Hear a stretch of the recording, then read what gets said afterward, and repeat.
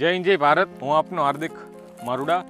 કાલે વરસાદ વધારે હોવાથી થોડીક કીડીઓની ચિંતા લઈને અમે આજ વનવાગડાની માલિપા આવી ગયા છીએ.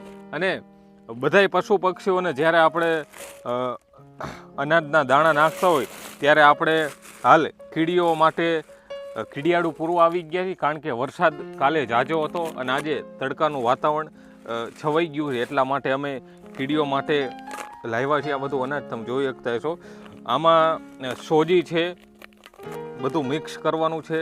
પછી આમાં છે નાળિયેરનો સોલ છે, પછી તલ છે, પછી આમાં ખાંડ, પછી તેલ અને છેલ્લે ઘઉંનો લોટ કીડિયાળું માટેનો સ્પેશિયલ દળાવેલ છે. તો આ બધી સામગ્રી લઈને અમે આજ કીડિયાળું પૂરવા આવી ગયા છીએ. કારણ કે વનવાગડાની માલિપા કીડીયું આવી વરસાદની મોસમમાં ઘણી રીતે હેરાન થતી હોય છે. કારણ કે પાણી દરમાં જાય એટલે એનો ખોરાક હોય એ નાશ પામી જતો હોય છે. ત્યારે અમે આવી ગયા છીએ. તમે જોઈ શકતા હશો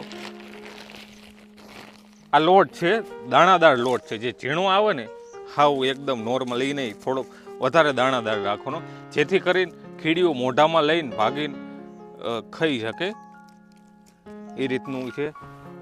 અને એકદમ ઝીણો સોળ છે.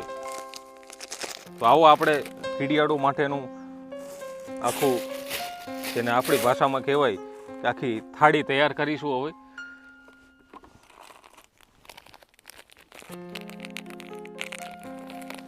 પહેલાં આપણે લોટ નાખીશું.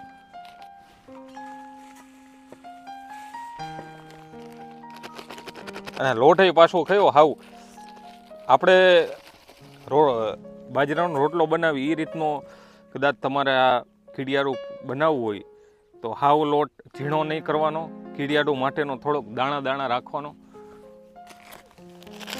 આ છે આપણે ટોપરાનો સોળ.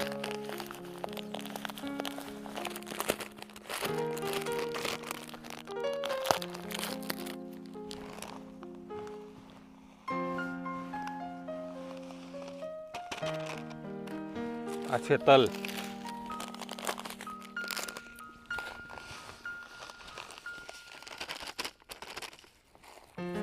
આ છે ખાંડ.